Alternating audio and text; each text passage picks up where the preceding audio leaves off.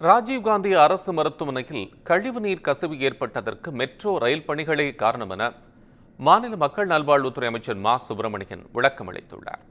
சென்னை ராஜீவ்காந்தி அரசு பொது மருத்துவமனை கழிவுநீரால் சூழ்ந்து துர்நாற்றம் வீசுவதோடு நோய் தொற்று உருவாகும் நிலை ஏற்பட்டுள்ளது உட்பட பல்வேறு குற்றச்சாட்டுகளை எதிர்க்கட்சித் தலைவர் எடப்பாடி பழனிசாமி முன்வைத்திருந்தார். இந்நிலையில் சென்னை மருத்துவக் கல்லூரியில் நடைபெற்ற நிகழ்ச்சிக்கு பின்னர் செய்தியாளர்களிடம் பேசிய அமைச்சர் மா சுப்பிரமணியன், ராஜீவ்காந்தி மருத்துவமனையில் கழிவுநீர் கசிவு ஏற்பட்டதற்கு மெட்ரோ பணிகளே காரணம் என்றும் அது உடனடியாக சரி செய்யப்பட்டதாகவும், பிரச்சனை சரி செய்தது தெரியாமல் எதிர்க்கட்சித் தலைவர் எடப்பாடி பழனிசாமி அறிக்கை வெளியிட்டிருப்பது நகைச்சுவையாக இருப்பதாகவும் தெரிவித்தார். மேலும் இபிஎஸ்ஸின் 4 ஆண்டு கால ஆட்சியில் மருத்துவத்துறையில் எவ்வளவு காலி பணியிடங்கள் நிரப்பப்பட்டது எனவும் அவர் கேள்வி எழுப்பினார்.